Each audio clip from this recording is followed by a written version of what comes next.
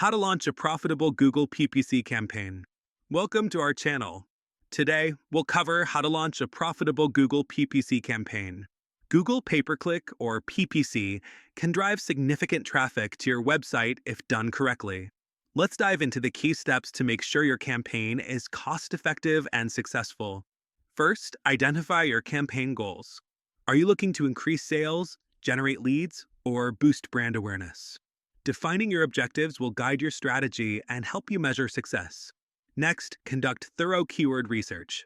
Use tools like Google Keyword Planner to find relevant keywords with a good balance of high search volume and low competition. Focus on long-tail keywords, as they often convert better due to their specificity. Create compelling ad copy. Your ads should include a clear call to action and highlight the unique selling points of your product or service. Make sure they align with the keywords you're targeting to improve relevance and quality score. Set up targeting options to reach your ideal audience. You can target by location, demographics, and even interests or behaviors. This helps refine who sees your ads, leading to better engagement.